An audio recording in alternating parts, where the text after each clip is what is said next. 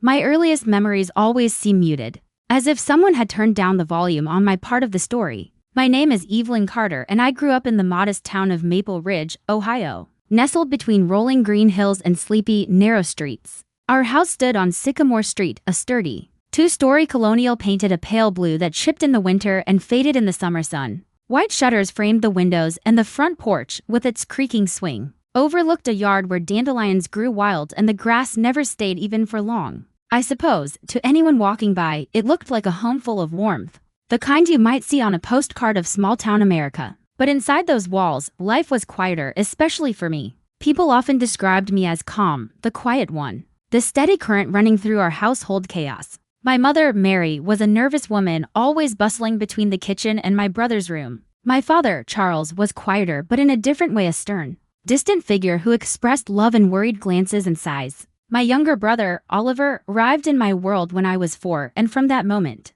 every detail of family life was rearranged around his needs. Oliver was born with a complicated illness that neither I nor anyone outside our immediate family ever really understood. I heard words like chronic, rare, and lifelong whispered over the phone, and I learned early that hospitals could be both places of rescue and fear. Our house was always full of medical supplies, sterile bandages in the bathroom, prescription bottles lined up on the kitchen counter, and equipment that beeped and clicked in the night. My mother memorized doctors' names and dosages the way other parents memorized favorite teachers or birthday lists. My father worked long hours at the post office, but most evenings he was at Oliver's side, fixing small meals or holding his hand when the pain was bad. It did not take me long to realize that in our family, Oliver was the sun, and the rest of us orbited around him. I do not blame him, he never asked for it, and often I saw the burden of that spotlight weigh on him, too. Still, the result was that I faded into the background unnoticed, moving silently through the rooms of our house like a polite ghost.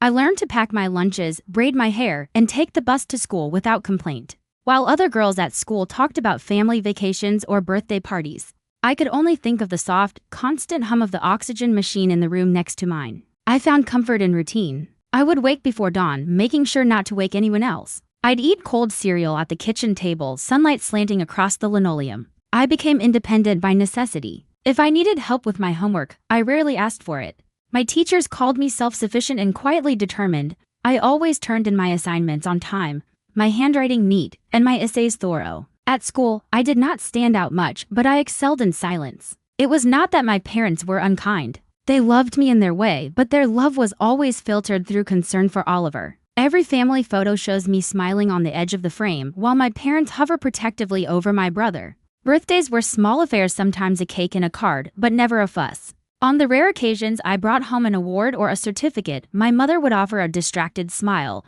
then quickly turn the conversation back to Oliver. "That's nice, Evelyn, but did you hear what Dr. Evans said about Oliver's new medication?" That was always the pattern. My achievements were side notes, quickly overshadowed by the next appointment or crisis. I remember one winter when I won first prize at the county science fair. I built a model of the solar system out of wire and foam, carefully painting each planet and memorizing facts about their orbits. I brought the trophy home, cradling it in both hands, heart beating with hope. My father glanced at it before setting it aside so he could help Oliver with his breathing treatments. My mother did not look up from the phone. Later, I heard her on the phone with my aunt, her voice tense as she discussed Oliver's latest test results. That night, I placed the trophy on my bedside table, letting the faint moonlight reflect off the little golden cup. I taught myself to celebrate alone. Despite it all, I pushed forward. I threw myself into my studies, fueled by an ache I could not name. In high school, I joined the debate team, not because anyone encouraged me, but because I wanted to know if my voice mattered.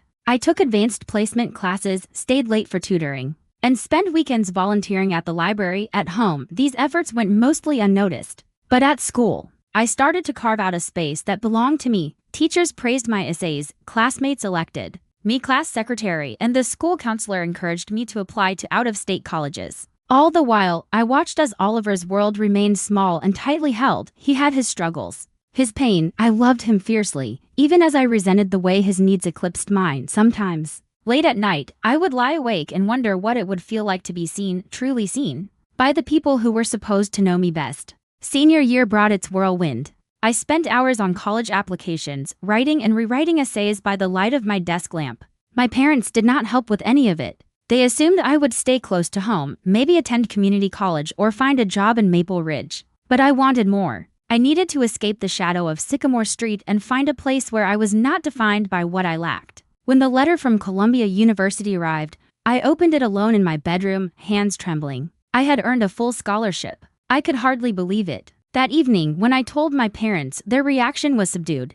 My father managed a stiff, "That's good, Evelyn." My mother nodded, her attention still focused on Oliver's medical chart spread out on the kitchen table. I should have been disappointed, but I was not surprised. By then, I had learned not to expect applause. My real celebration came in small moments, a friend hugging me in the hallway, a favorite teacher leaving a note in my yearbook. I took pictures of the Columbia campus from the admissions packet and taped them to my wall, dreaming of the day I would walk those paths and build a life where my name was not an afterthought. The summer before college, I worked at the local bakery, saving every dollar I could. I bought my suitcase, packed my clothes, and drove myself to the bus station the morning I left for New York. My parents hugged me quickly, distracted by Oliver's needs and the ever-present tension of money and illness. As the bus pulled away, I watched our pale blue house fade into the distance. For the first time, I allowed myself to hope that things could be different. Looking back, I see that the silence I carried was both a burden and a shield. I learned to depend on myself, to find strength in quiet places. My childhood was not filled with big gestures or loud love,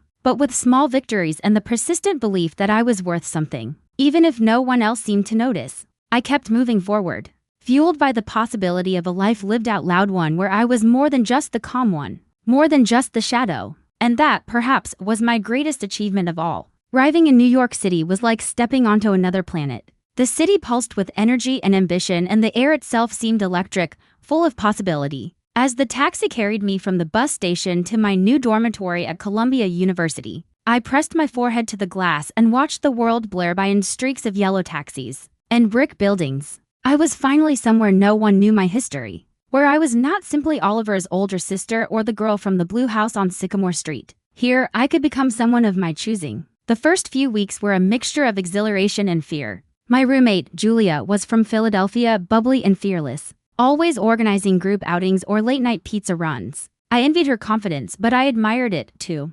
I spent long hours in the campus library, burying myself in coursework and the comfort of routine. But I made an effort to join her on walks through Riverside Park, or to coffee shops crowded with students. For the first time, when I introduced myself as Evelyn, people looked at me and saw only me. I was not invisible here. My classes challenged me in ways high school never had. I majored in English literature, drawn to stories of women who found their voices despite everything. The professors demanded sharp thinking and clearer writing. I threw myself into every assignment, determined not just to succeed but to belong. Slowly, I started to collect small moments of joy, a professor's praise on an essay, a friend saving me a seat in class, the realization that I could thrive here without anyone's approval but my own. I worked part-time at a used bookstore on 81st Street to help cover living expenses. The store smelled like old paper and dust, with rows of battered hardcovers and handwritten notes tucked into their pages. It was there, one rainy Friday in March, that I met Mark Turner. He wandered in looking for a copy of To the Lighthouse by Virginia Woolf. His hair was always a little bit messy, and he had the kind of warm smile that made you want to tell him the truth about your day. I pointed him to the correct shelf, and we ended up talking for almost an hour, not just about books but about where we grew up and what we wanted from life. Mark was different from anyone I had ever known. He listened. When he asked about my family, I hesitated, then told him more than I had told anyone before. He never tried to fix things or tell me what I should feel. Instead, he simply said, "You deserve to be seen, Evelyn," as if it were the most obvious thing in the world. For months, we met for coffee after my shifts. He was studying architecture at NYU, passionate about buildings and spaces, and he would describe the way light could transform a room or how even the smallest design choice mattered. It made me think of home in a different way, how much of my childhood had been shaped by closed doors and quiet corners, and how maybe in the right place, I could feel different, too. We started dating in the summer after my sophomore year, and before long, I could not imagine my life without him. We spent weekends exploring the city Central Park, picnics, street fairs in Brooklyn, quiet afternoons reading side by side in tiny cafes. With Mark, my laughter came easily. He made me feel light, as if the weight I had carried all my life could be put down, at least for a while. Graduation came faster than I expected. With honors in hand and references from my professors, I landed a position as a junior marketing associate at a firm in Midtown. It was an entry-level job, but it paid enough for me to move into a small apartment with Mark in Brooklyn. Our place was nothing fancy, just 2 rooms, peeling wallpaper, and a leaky faucet, but it was ours. We hung our favorite art prints on the wall and filled the bookshelves with paperbacks. At night, we would cook simple dinners together and sit on the fire escape, watching the city lights flicker to life. Money was tight at first.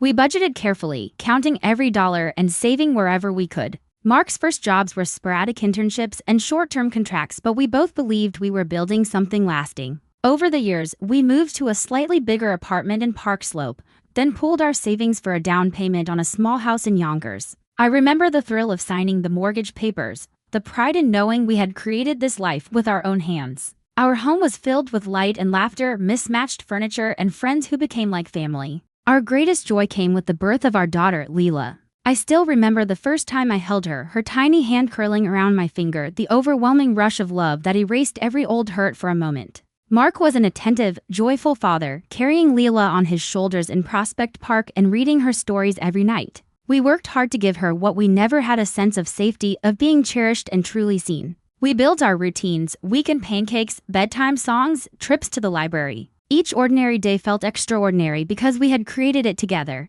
I threw myself into motherhood and my work, earning a promotion to marketing manager after just a few years. The extra salary meant we could finally relax a little. We opened a savings account for Lila's future, took small vacations to Boston and Cape Cod, and made sure to never spend more than we had. Every dollar we saved was another step away from the instability and neglect I remembered from my childhood. But life, as I had learned, is rarely as steady as we want it to be. One rainy October evening, Mark did not come home. He had gone out to pick up dinner, something simple from our favorite Italian place. Hours passed and my calls went unanswered. I remember the chill of dread, the way my heart pounded as I paced the living room, watching the streetlights reflect on the wet pavement. Then the knock at the door, the uniformed officer, the words I barely heard, "Car accident, didn't suffer, we're so sorry." Grief hit me in waves, fierce and unrelenting. I kept going because I had to, for Lila's sake. I went through the motions of planning a small funeral, answering phone calls, and filing paperwork. My parents' response was exactly what I should have expected: silence. There was no call, no visit, not even a card. I suppose it should have hurt more, but it mostly confirmed what I had always known. In my family, I had learned to expect nothing. The first weeks after Mark's death were a blur of sleepless nights and empty days. Leila, only 4 at the time, clung to me, confused and frightened. I worried constantly about money, about work, about how to be both mother and father to my daughter. That was when Amelia entered our lives, a gentle, soft-spoken woman from London, newly arrived in New York and looking for work as a nanny. I hired her tentatively, worried about letting a stranger into our grief.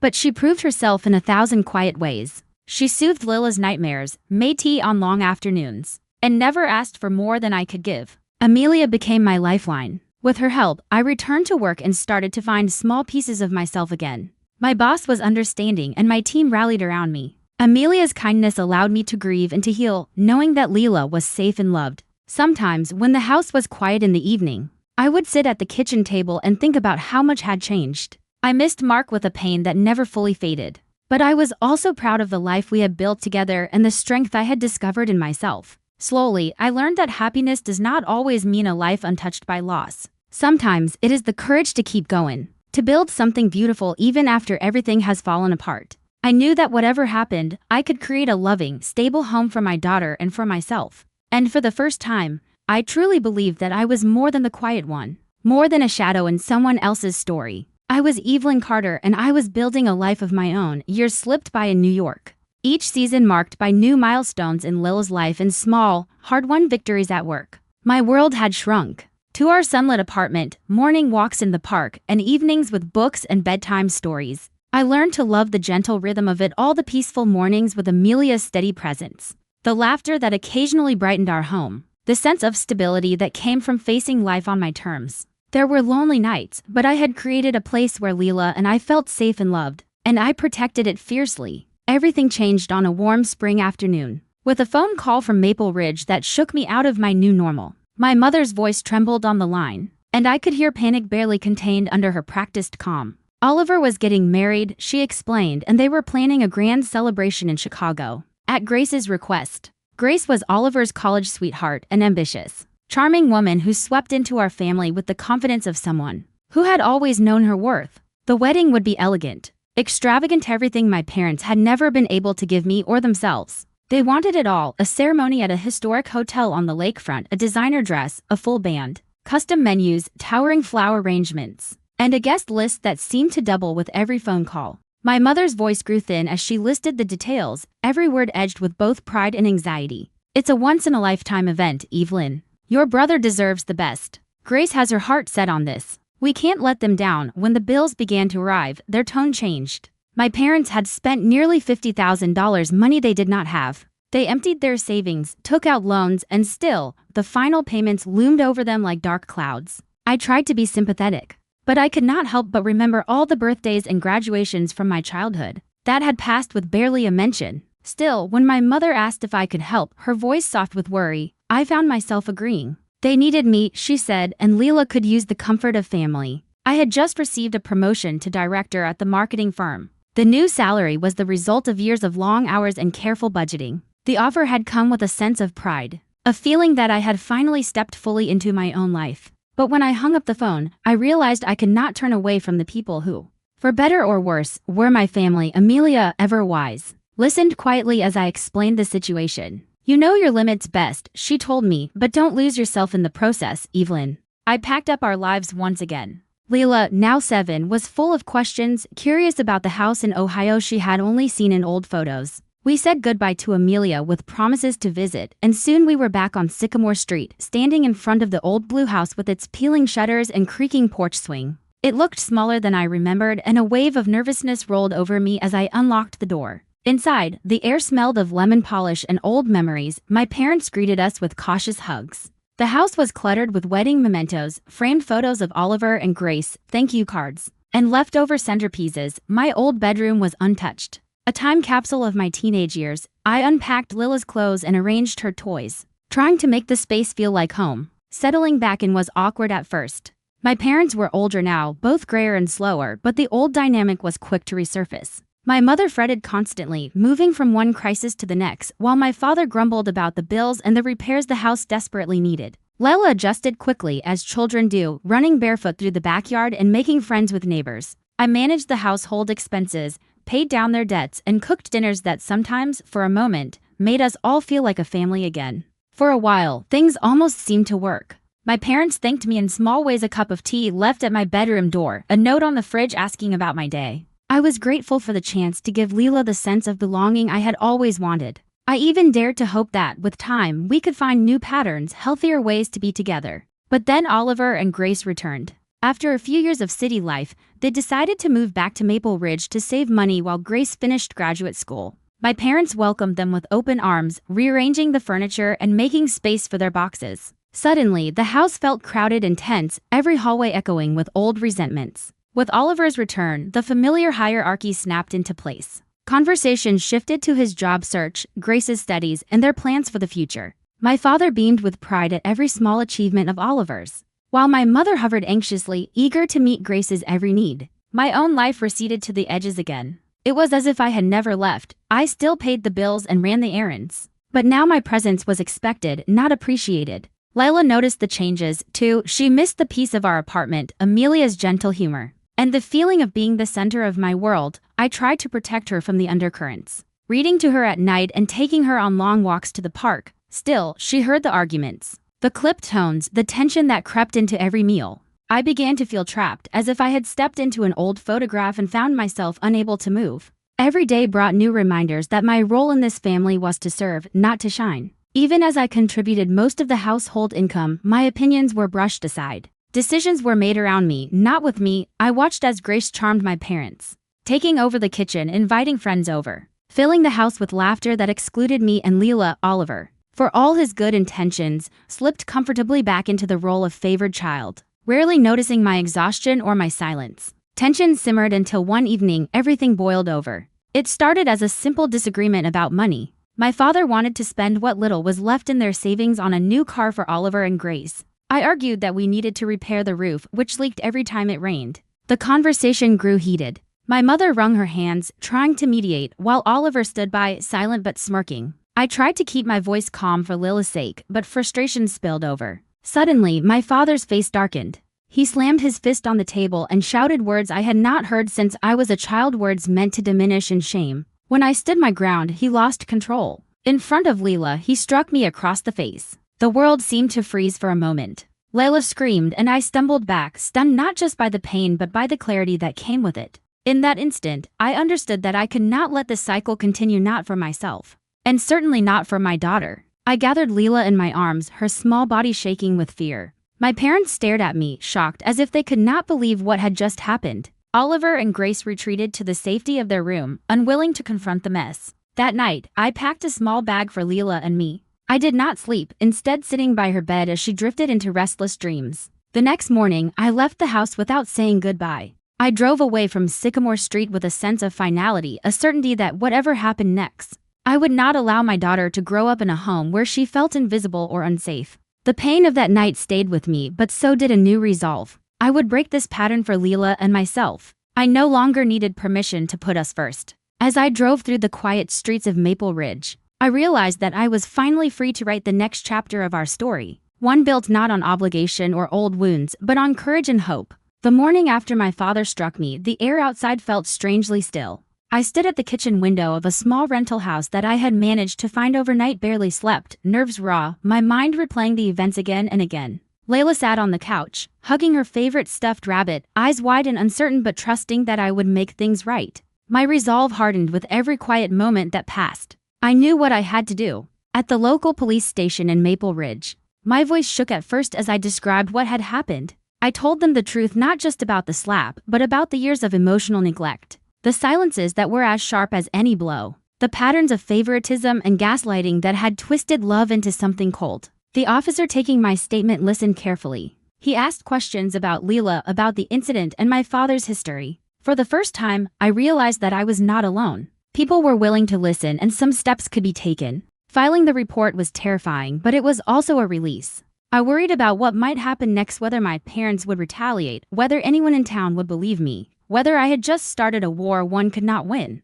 But I knew that protecting my daughter and myself mattered more than anything else. My greatest fear was that Leela would grow up believing she deserved the same silence I had endured. The court process that followed was long and draining. I attended hearings in the courthouse downtown, seated across from the family who had always claimed to love me. My father glared at me with a look that was half betrayal and half wounded pride, while my mother sat quietly beside him, refusing to meet my gaze. Oliver, too, was there, looking pale and anxious, trying to play the role of peacekeeper even as he refused to acknowledge the reality of what had happened. It was a painful, public reckoning of everything I had tried for so long to hide. The lawyers asked about the finances, about the years of my support, about the wedding expenses, and the months I spent holding our family together while my own needs went unspoken. They asked about Oliver and Grace, about the shifting loyalties and the moments when my presence in my own home felt like an intrusion. The defense tried to paint me as ungrateful, as if asking for respect and safety was some great betrayal,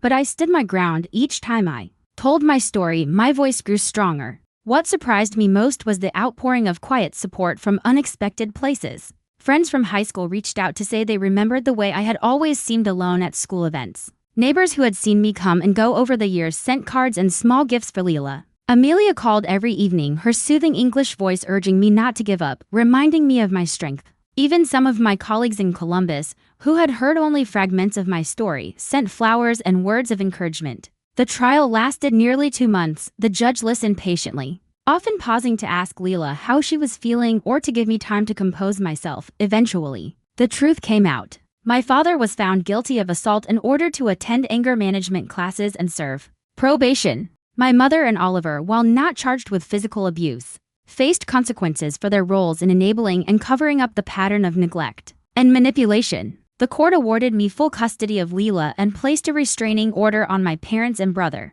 forbidding them from contacting us directly for several years. As we left the courthouse that day, the sky opened up with a gentle rain. Leela held my hand tightly, her little fingers curled around mine, and I felt something inside me lift, a heaviness I had carried since childhood, finally beginning to dissipate. We were free. For the first time, I could imagine a future where Leela and I were not just surviving but truly living. We moved to Columbus, choosing a small apartment in a building with big windows that let the sunlight stream in every morning. The rent was reasonable, the neighborhood was friendly, and the local school was within walking distance. I decorated our new home with bright colors, hanging Lila's drawings on the fridge, and filling every room with soft pillows and warm blankets. We started new traditions, pancake breakfasts on Saturdays, movie nights with popcorn, and walks to the park on crisp autumn afternoons. I watched as Leela blossomed in this new environment. She laughed more easily, slept soundly, and began to make friends at her new school. In those first months, I struggled to process everything